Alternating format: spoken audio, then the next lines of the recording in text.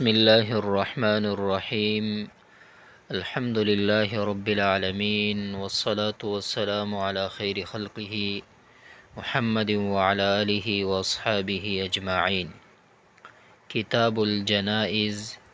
کتاب دے په بیان د احکامو د جنازو کی. ماذا يفعل سبق ولیشی بالمحتضر د محتضر سره. محتضر هغه انسان چې قریب الموت شي هغه سره به څه کولی شي. قال رسول الله صلی الله علیه وسلم، رسول الله مبارک صلی الله علیه وسلم ارشاد دی، من کان آخر کلامه، چا چې وی آخر کلام لا اله الا الله، دخل الجنه، نو داخل بشي دا جنت ته.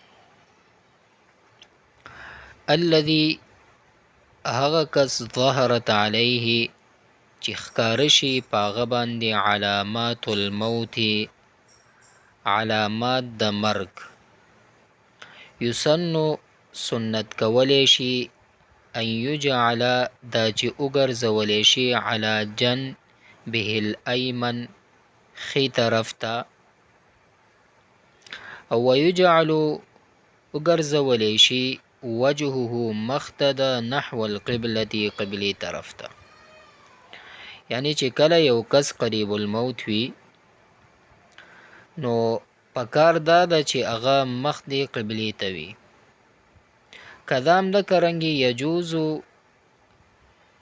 جایز کیږي چې ان یستلقى علی ظهره، چې ستون استغ هغه داسې سملولی شي داسې پشا باندې، بحيث تكون رجلاه بتاسي شان سره چې شي رجلاه خپې د هغه نحو القبلة قبلی طرف ته. ويرفع رأسه قليلا، او پورته بکړی شي سر د لګ، لیصیر دې دپاره چې وګرځېږي وجهه مخ د نحو القبلة قبلی طرف ته. یعنی چې کله قریب الموت نو پکار دا ده چې هغه یعنی سر لاندې د بالغ داسې کېښودلی شي، او چې سر یې داسې اوچت شي، ستون استغ دې داسې په شا دې سملولی شي، او دا خپې چې دي دا د قبلې طرف ته شي داسې. نو چې کله دا سر پورته نه شي نو بیا دا قبلې ته نه ګرځي، نو سر دې داسې ورته پورته شي چې دا قبلې طرف ته شي. نو ويرفع رأسه قليلا ليصير وجهه نحو القبلة، وی پورته کړی شي سر د لګ دې دپاره چې وګرځېږي د مخ قبلې ته. چې لګ پورته نه شي نو بیا خو چې دی بیا قبلې ته نه ګرځېږي. دا په هغه وخت کې دی یعنی که مړي ته ډېر سختي و نو بیا داسې چې هم نه کړي نو بیا څه نه کېږي، بعضې وخت کې ډېر زیات تکلیف وي. الله دې په مونږ او تاسې اسانه کړي. الذي هغه کس ظهرت علیه چې ظاهر شي په هغه باندې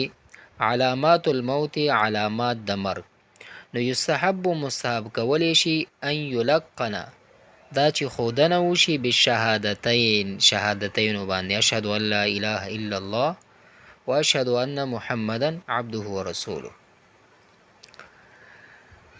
دا دی ورته یعنی شهادتین، اشهد ان لا اله الا الله وحده لا شریک له و اشهد ان محمدا عبده ورسوله. نو دا شهادتین تلقین دی ورته وکړی شي. نو اوس صورت د تلقین څه شی دی چې وصورت التلقین، صورت د تلقین، تلقین به څنګه کیږي؟ ان یؤتی بالشهادتین عنده، دا چې راتګ وکړي په شهادتینو باندې، یعنی د دې په خوا کې جهرن په تیز آواز سره، یعنی په دې خوا کې دا په تیز آواز سره وایه. نو دومره بحیث یسمع، داسې شان سره چې دغې واوري، ولکن لا یقال، لیکن دا خبره چې لا یقال له دا به نه وي هغه دپاره چې قل ووایه، لئلا یقول، دې دپاره چې دغه لئلا دا ونه وایي چې لا چې نه وي، نو هغه ته به دا نه وي چې دا ته ووایه. نو فیساء به الظن، نو بد بشي په دې باندې ګمان. اگر که په دې باندې دا کافر د دنیا نه نځي، خو په دې وخت کې چې دی دا مکلف نه وي او په دې باندې ډېر زیات سختی وي، نو نو دا مکلف نه وي په ځان باندې وي نو هسې نه چې د خولې نه دا وځي نو بدګماني به پیدا شي. بهرحال نو هلته به تلقین داسې انداز کې وي چې ته به خوا کې ناستې چې اشهد ان لا اله الا الله داسې به تیز تیز اواز سره داسې به نه وي چې ووایه کلمه نه. ویستحب او دا مستحب دی چې ان يدخل علیه احسن اهله یعنی چې داخل شي راشي نیکان خپلوان یعنی اهل د و اقرباؤه او خپلوان د و جیرانه او گاونډیان ده دا مستحب دی چې راشي. او یستحب تلاوت سورة یاسین او دا مستحب دی یعنی تلاوت د سورة یاسین عنده د دې په خوا کې فانه بس بشک قد ورد فی الخبر تحقیق سره دا وارد دی په حدیث شریف کې چې ما من مریض یقرأ عنده یاسین یعنی چې ولستلی شي یو مریض په خوا کې نو الا مات ریان مگر دا مړ شو سیرابا و ادخل داخل بکړی شي فی قبره ریان په قبر د ده کې یعنی سیرابا و حشر یوم القیامت ریان و حشر به وشي د ده په ورځ د قیامت سیرابا یعنی دا پکار دا ده چې کله هغه یعنی محتضرو هغه انسان چې قریب الموت شي نو هغه په خوا کې سورة یاسین ویل دا ټول ویل پکار وي او هغې ته تلقین کول پکار وي د علامات ظاهریږي داسې وي چې خپې چې دي بلکل کار پرېږدي او درېدی نه شي او پوزه یې کږه شي نور علامات یې شته مشران یې پېژني نو دا د په خوا کې د سورة یاسین ویلی شي او دا تلقین دې ورته وکړی شي او بیا هغه نه پس چې کله وفات شي بیا غسل نه مخکې په هغې په خوا کې دا ویل دا مکروه دی دا مناسب نه دی او بیا چې غسل ورکړی شي بیا خوا کې ویلی شي یعنی مطلب دا چې هغې نه د مړي نه اخوا ته ویلی شي چې هغه مطلب لري مخکې به راشي. ماذا یفعل سبه کولی شي بالمیت میت سره قبل غسله غسل نه مخکې اخو دا و چې محتضر قریب الموت مړ کېدو اوس چې دی هغه مړ شو نو اوس به څه کولی شي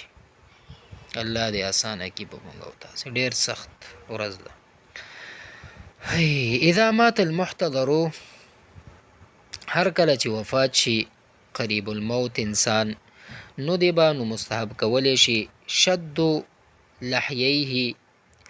تړل د دواړو جامو بعصابة په پټۍ عریضة پلند تربة من فوق رأسه یعنی تړلی بشي سر د پاسه نه وتغمض عیناه او بندولی شي سترګې د ده ځکه چې هغه وخت کې سترګې بند نه کړی شي نو بیا سترګې نه بندي الذي هغه کس یغمض چې بندی عینیه سترګې د دې نو یقول وی به بسم الله وعلى ملة رسول الله د الله په نوم شروع کوم او په ملت د رسول الله صلی الله علیه وسلم اللهم یسر علیه امره یا الله یسر علیه یعنی ای الله آسان کړي په دې باندې امره یعنی معامله ای الله دې مړی ته د معامله آسان کړي وسهل علیه ما بعده او آسان کی زندگی چې پست دینه ده وسهل علیه آسان کی د باندې ما بعد هغه چې ما بعد زندگی ده واسعده بلقائک او دل رخپل ملاقات باندې مشرف کړي وجعل وګرځه ما خرج هغه چې وتلو دی چې دنیا ده الیه دا غینا خیرا بهتر مما خرج هغه چې وتلې دی دا د دنیا یعنی وګرځه هغه چې دا وتلې دی بهتر د هغه نه چې دا وتلې دی یعنی دنیا نه دا ورته بهتر وګرځه وجعل ما خرج وګرځه هغه چې دا وتلې دی الیه دا غینا خیرا بهتره مما خرج منه هغه چې وتلې دی د دینه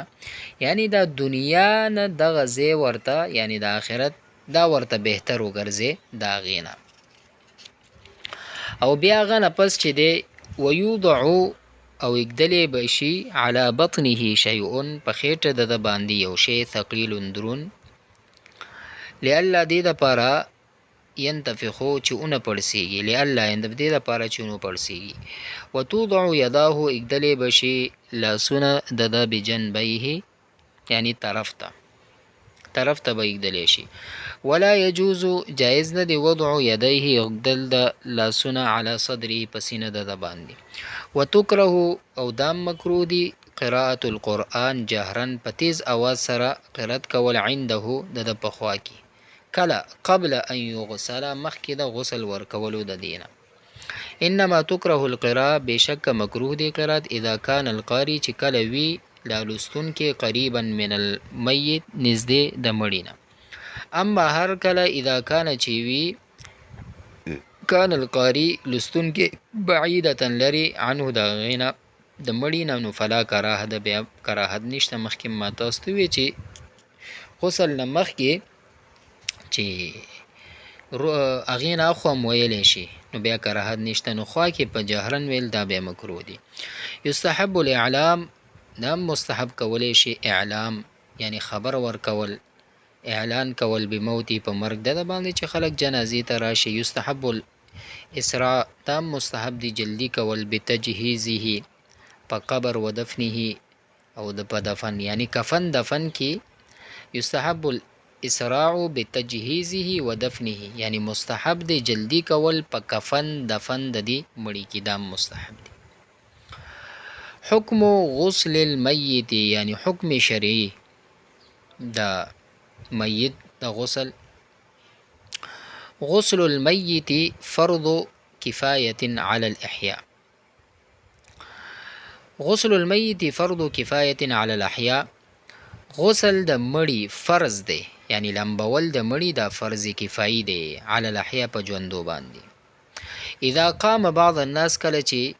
ودرېدل بعضې خلک بغسل المیت پلمبولو د مړی کې نو سقط الفرض ساقطیږي فرض عن الباقین د باقینه یعنی بعضې خلکو چې ولمبولو نو د نورو محلي خلکو هغه غاړه خلاصیږي وان لم یقم که ونه درېدل احد هیڅوک بغسله په غسل ورکولو د دې کې نو اثم الجمیع نو ټول خلک ګناهګار دي یعنی دا غسل ورکول مړی ته د محلي خلکو باندې سي فرض کفایي دی که بعضې ودرېدل مړی ته غسل ورکو د نورو غاړم خلاصي که څوک هم ونه درېده نو ټول ګناهګارېږي وانما وبشک یفترض فرض کولی شي غسل المیت مړی لمبول اذا وجدت شروط الاتیه کله چې مونده شي شرطونه راتلونکي یعنی کله دا فرض کیږي چې یعنی مړی ته غسل ورکول دې دپاره څه شرایط شته بالکل شته اوس درته بیانوي اول نمبر ان یکون مسلما دا چې مسلمان به وي نو فلا یجب نه واجبي غسل الکافر کافر د غسل ورکول دویم نمبر ان یوجد من المیت دا چې مونده کې من المیت اکثر البدن د مړی نه اکثر بدن وي او نصفه یا نیم بدن وي خو مع رأسی سره د سر نه یعنی که نیم بدن وو خو سر به ورسره وي که اکثر بدن و سر که سر نه و نو بیا نه کېږي غسل نشته بیا دریم نمبر الله یکون شهیدا چې نه به وي دغه شهید قتله چې قتل کړی شوی فی اعلاء کلمت الله د بلندې ده الله رب العزت کلمې یعنی هغې دپاره ده شهید شوی وي قتل کړی شوی وي د لارې په یعنی الله جل شانه په لاره کې نو فإن الشهید بشک شهید چې دی لا یغسلو دته به غسل نه ورکول کېږي بل یدفنو بدمه بلکې دفن کولی بشي په خپل وینه و ثیابي په خپل جامه کې یعنی د کفن دفن اسم نشته بس دا به د الله په لاره کې اعلاء کلمت الله دپاره دا شهید شوی دی الله په لاره کې قتل کړی شوی دی الله په لاره کې بس دته اسم نشته دی دې ته به غسل هم نه ورکې او ورسره کفن به م ورته نه ورکې په خپل جامو په خپل وینه کې به دا دفن کولی بشي څلورم نمبر الله یکونه چې نه به وي دا مړی سقطن ناتمامه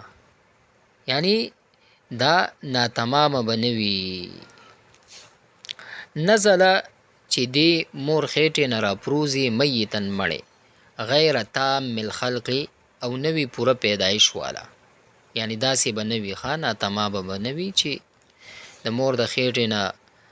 راپرېوتو او پوره پیدایش والا نه دی. فإن نزل المولود که مور د خېټې نه راپرېوتو حیا ژوندی بأن سمع له صوتا په داسې چې واورېدلی شي آواز او رؤیت له حرکت یا ولیدلی شي حرکت چې دا خوځي وخوځېدو وجب غسله نو بیا واجب دی غسل ورکول ده. یعنی صورت د مسلې داسې دی مړ شو ماشوم چې دی کله پیدا کېدو نو هغه آواز واورېدلی شو یا حرکت یې وکړو نو چې کله مور د خېټې نه راپرېوتو نو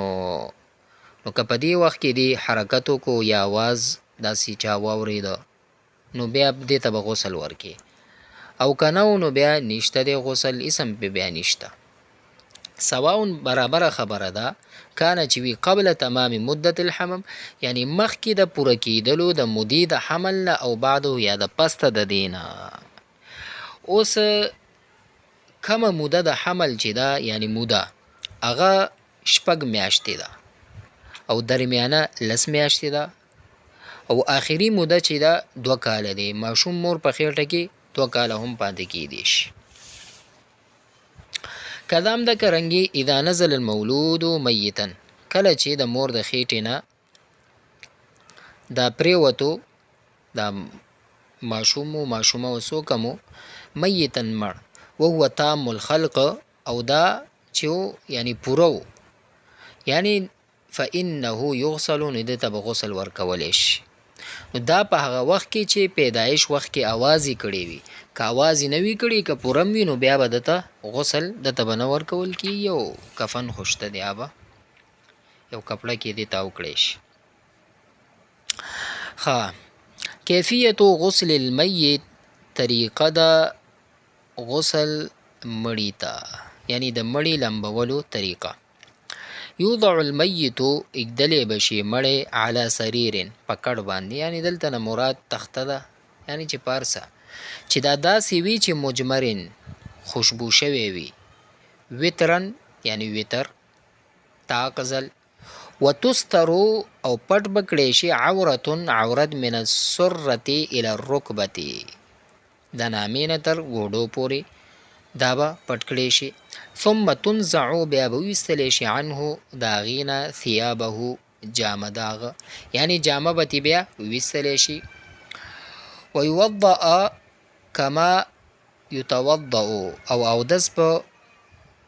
وکړی شي لکه څنګه چې اودس کوي.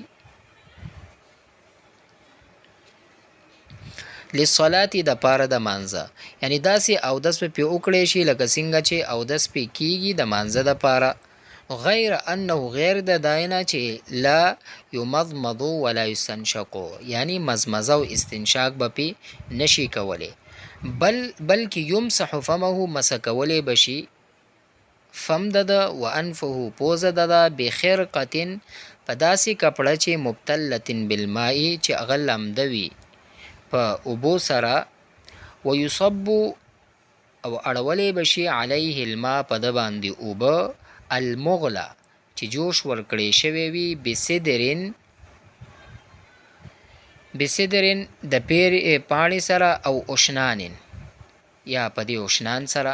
یعنی په دې سره به څه شی وي یعنی په دغه اوبه به پې اړولی شي. اما هر چې اذا لم یوجد که مونده نه کړی شي السدرو یعنی د بیرې پاڼې او الاشنان یا همده کرنګي دا اشنان هم مونده نشي نو فانه بس بېشکه یغسلو بالماء الخالص غسل به ورکول کېږي په خالص اوبو سره. نو یغسل رأسه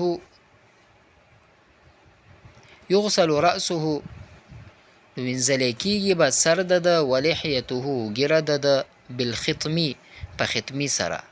یعنی ګل ختمی باندې دا یو ګل دی، او صابون یا صابون سره. نن سبا صابون شته دی، نورو ته ضرورت هم نه، بس صابون دی، صحیح ده.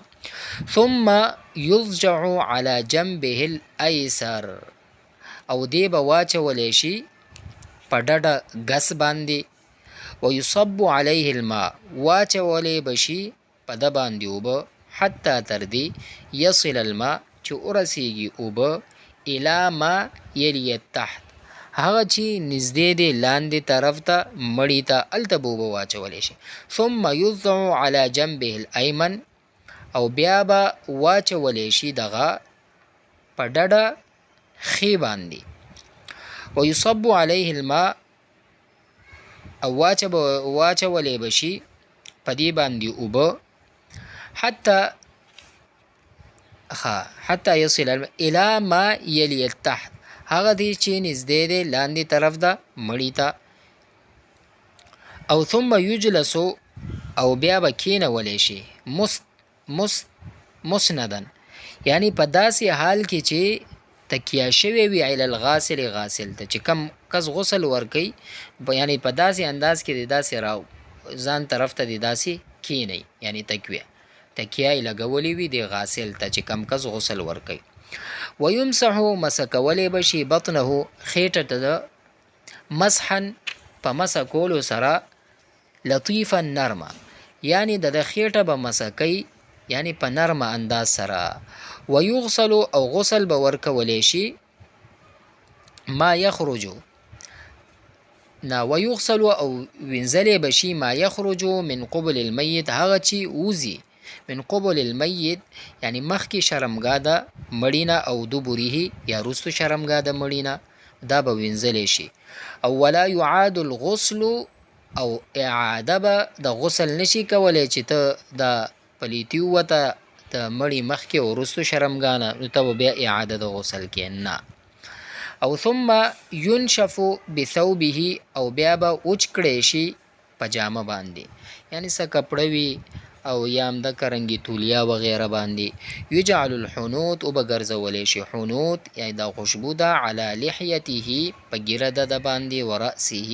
په سر د باندې. ویجعل الکافور، او به ګرځولی شي کافور علی مواضع سجوده په ځایانو د سجده د باندې، یعنی کافور دا هم خوشبو ده،